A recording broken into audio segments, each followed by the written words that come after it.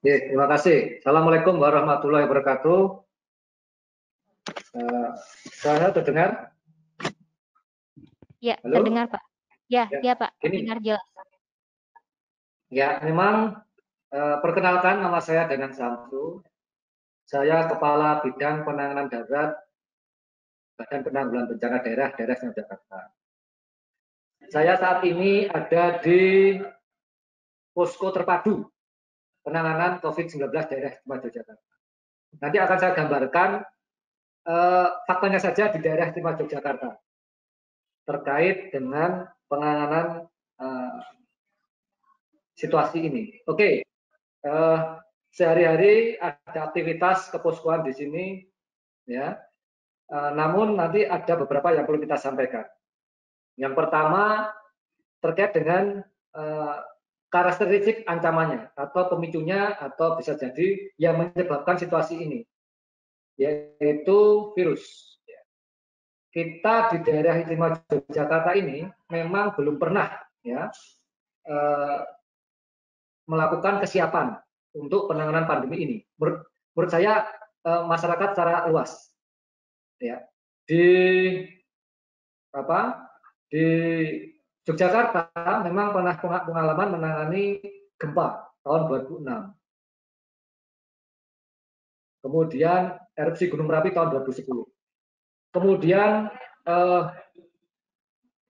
siklon tropis, abu vulkanik yang rata-rata dipicu oleh bencana alam. Ini yang terjadi.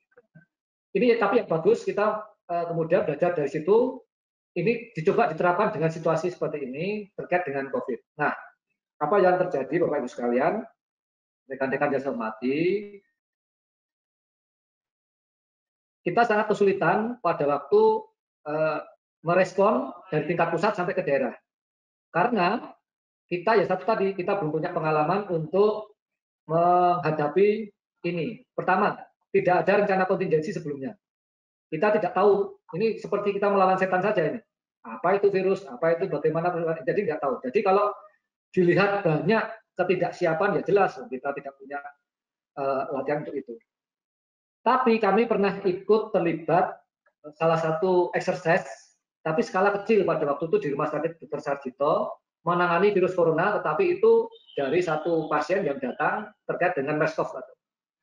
Dan itu hanya singkat, kemudian penanganannya cukup, tapi tidak sampai latihan yang melibatkan semua sektor, ya, semua lini, baik tingkat komandan atas sampai komandan di tingkat masyarakat bersatu padu menghadapi isu ini belum pernah. Jadi latihan pada waktu itu masih terbatas ke petugas kesehatan. Nah, jadi kemudian isu ini muncul untuk ditangani daerah. Ketika ternyata pada waktu itu dari pusat itu menyampaikan dibentuknya gugus tugas dan ada penetapan darurat keadaan tertentu. Peraturan Presiden tentang keadaan darurat tertentu sebenarnya itu juga kompromi ketika pada waktu itu ada beberapa indikator yang sulit menetapkan status keadaan darurat. Itu dipicu pada waktu itu ada erupsi Gunung Agung, statusnya awas, namun tidak bisa kita menetapkan keadaan darurat karena efeknya itu akan ke sektor pariwisata. Meskipun indikator-indikator pada waktu itu jelas, kalau gunungnya itu aktif, BPTKG atau BPMBG mengatakan itu awas gunungnya, ya itu maka ditetapkan status keadaan darurat, entah itu siaga, entah itu. Namun karena aspek tertentu sehingga dibuatkan lagi keadaan darurat. Nah, peraturan ini yang kemudian dilakukan ke COVID. Sambil kita mempelajari ini caranya menghadapinya seperti apa. Nah, apa yang terjadi Bapak Ibu sekalian?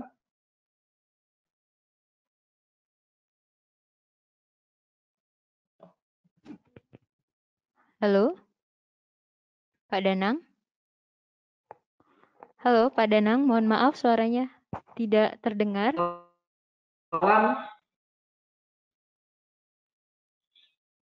Habis meletus, hanya seperti apa? Bisa dengan penanganan itu selesai. Satu, kita belum tahu cara menghadapi bencana seperti ini akan seperti apa. Ya. Ya, masih dengar? Halo? Iya, sudah jelas Ya. Pak sekarang.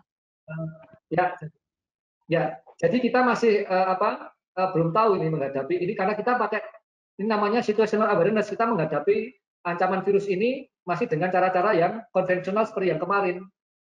Nah, kemudian gempa, kita jauh habis gempa proses selesai, tinggal kita hitung yang rusak berapa, yang luka di mana, yang meninggal di mana, kita langsung kita bisa tangani. Tapi untuk yang virus ini sampai sekarang aja skenario yang mau digunakan berapa, kan gitu. Sehingga kita siapkan ini masih jadi perdebatan kita bersama. Ya ini tantangan kita akan kemana. Bahkan kemarin aja ketika gugus tugas ini muncul itu baru kira-kira 2 minggu 3 minggu baru ada diskusi tentang pattern atau pola penanganan pandemi seperti ini. Bisa dibayangkan kita sudah beraksi tapi baru 2 minggu kita melaksanakan itu. Akibatnya ya kita banyak kelemahan. Nah kemudian gugus tugas di daerah dibentuk. Ya, ini. Ketika dibentuk, kita membentuk menyusun namanya bukan rencana kontingensi lagi, namanya rencana operasi. Ini contohnya aja dari virus ini, misalnya kita langsung tetapkan, udahlah kita sebagai tujuannya untuk meminimalisir penyebaran COVID, jatuhnya korban, ya, dan dampak sosial ekonomi ini diminimalisir dulu. Nah, itu pun masih sumir karena loh, bagaimana kita menghentikan penyebarannya? Kita tuh tidak, apalagi tadi dikatakan Pak Fadli tadi, itu harus ada keterkaitan dengan kebijakan pusat sampai ke daerah. Yang ini menjadi kendala. Misalnya PSBB di pusat mau di DKI, bagaimana dengan Jogja? Kelihatannya Jogja tidak mengambil, kelihatannya ya, sampai sekarang kami belum dapat arahan, kita akan mengarah ke sana. Padahal kalau kita lihat pengalaman negara lain, itu kompak gitu. Nah, semuanya strategi. Nah, ini memang beda-beda ya. Nah, tapi pertimbangannya tadi tidak cukup hanya masalah kesehatan, Bapak sekalian. Jadi makanya ini ada mau yang dipakai di mana, tetapi dinamika penanganannya tidak hanya di kesehatan, ternyata isunya isu sosial, isu ekonomi,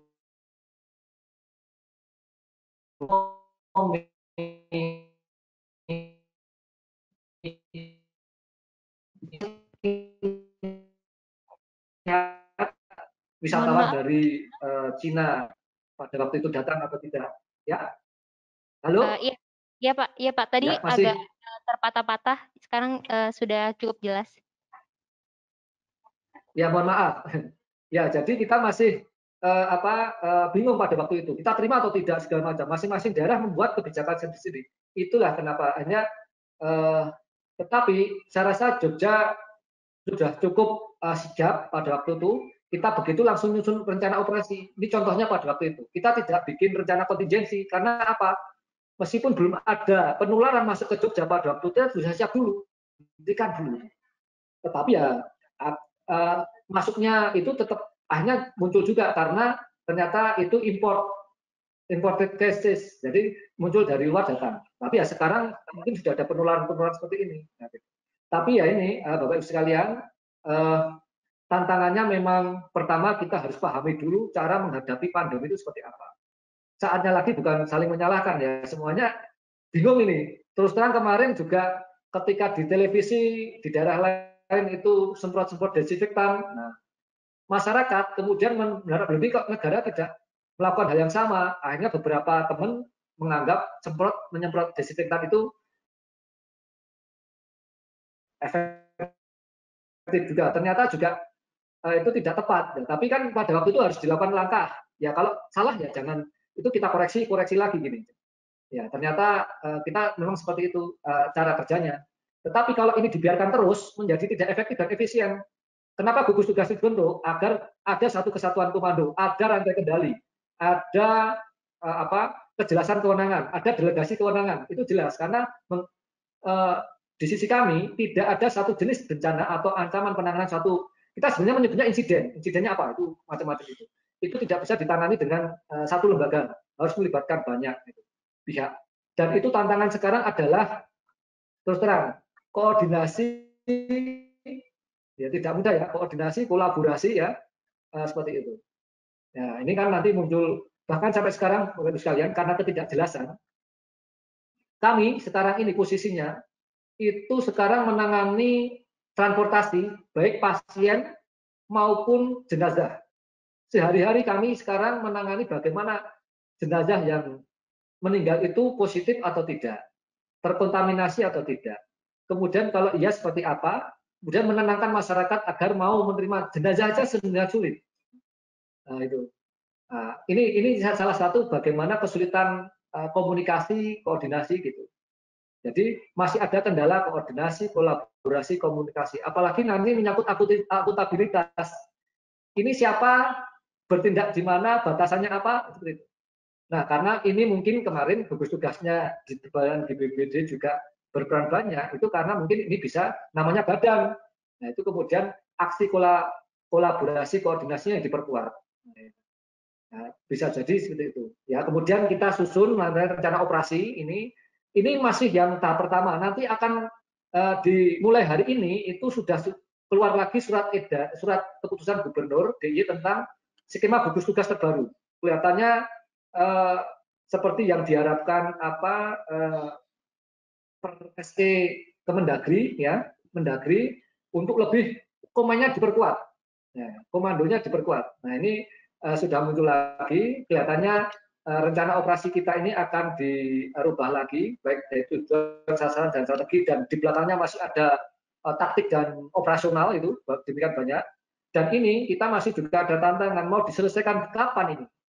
Kalau misalnya pada waktu gempa, kita langsung bisa 3 bulan selesai untuk tanggap darurat. Ternyata 2 bulan kita bisa selesaikan. Di Merapi, kita bikin 2 bulan, ternyata nggak bisa. Karena setelah erupsi muncul lagi namanya banjir lahar. Wah, itu diperkembang lagi. Tapi terus terang, untuk menangani pandemi ini kami kesulitan. Mau kemana ini akan diselesaikan? Sehingga kita kan punya sumber daya tuh. Sumber dayanya itu kita gunakan dengan cara yang tepat, efektif, efisien, akuntabel. Nah, itu seninya di kedaruratan sekarang itu seperti itu. Yang dihadapi memang sesuatu yang baru, kita belum pernah latihan, ya.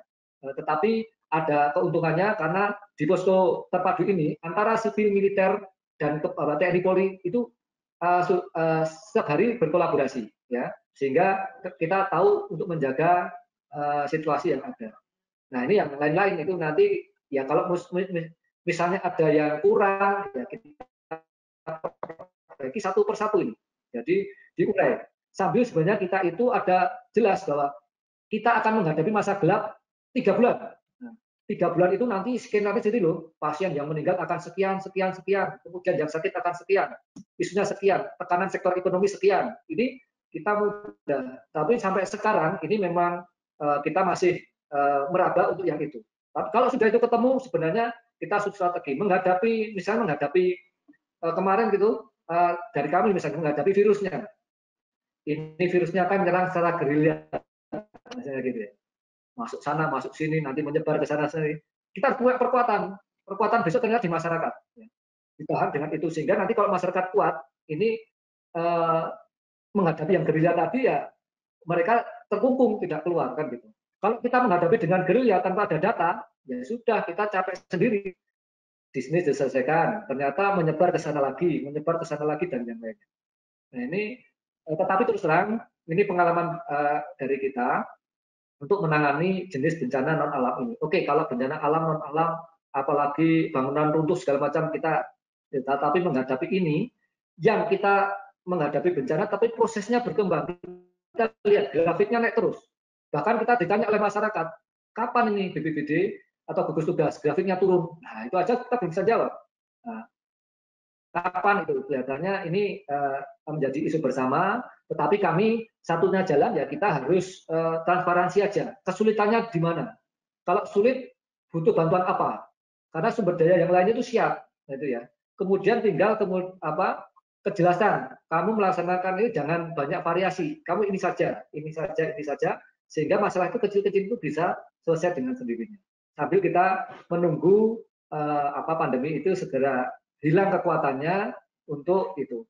Terakhir, yang kemudian perlu kita tekankan bahwa kita hanya menggerakkan 10% modal dari pemerintah daerah. yang 90% ada di luar pemerintah. Ini yang nanti akan menjadi senjata kita selanjutnya untuk menghadapi COVID, termasuk di level masyarakat. Kalau ini menjadi isu bersama, kita bisa jelaskan dengan clear, saya rasa kita akan bisa menata lebih mudah daripada kalau kita tidak punya isu bersama ini. Demikian dari kami, dari BPBD. Sekian.